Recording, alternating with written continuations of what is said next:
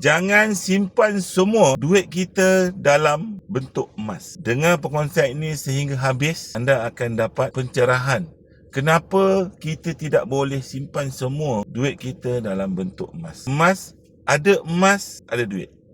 Ada duit, belum tentu ada emas. Jadi, berbalik kepada jangan simpan semua dalam emas, kerana emas yang kita simpan, dia dapat mengekalkan nilai dia.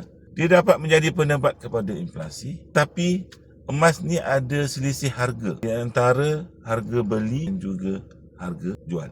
Jualan semula, maknanya harga ketika kita beli dan harga ketika nak jual semula. Itu sebabnya simpan emas menggunakan duit lebihan ataupun duit yang kita tidak gunakan dalam masa 2 tahun, kurang-kurangnya. Sebab emas secara puratanya meningkat 10% setahun. Jadi, kalaulah kita simpan emas hari ini dan kita jual besok, confirm anda akan rugi.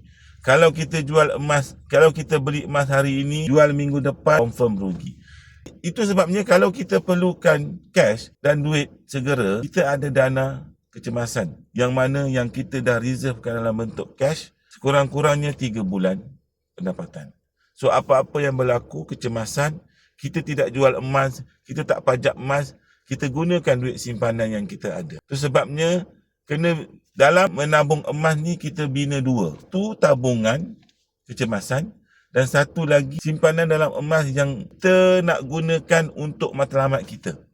Untuk dana besaran, untuk dana pendidikan anak-anak, untuk haji, untuk umrah, untuk apa-apa yang kita target 2 tahun dan ke atas. Jadi kalau berlaku apa-apa, kecemasan, keadaan semasa yang memerlukan cash segera, kita tidak usik emas yang kita target untuk masa akan datang. Itu sebabnya saya menyarankan kepada anda luar sana, belum ataupun sekiranya nak menabung dalam emas, kita sudah ada dana reserve yang mana kita nak gunakan ketika kecemasan, kita gunakan cash ataupun dana kecemasan yang kita dah bina bersama-sama untuk tabungan emas dan juga untuk tabungan kecemasan. Sebab macam saya sebut tadi, emas 2 tahun dan ke atas, dia sangat berbaloi berbanding portfolio yang lain.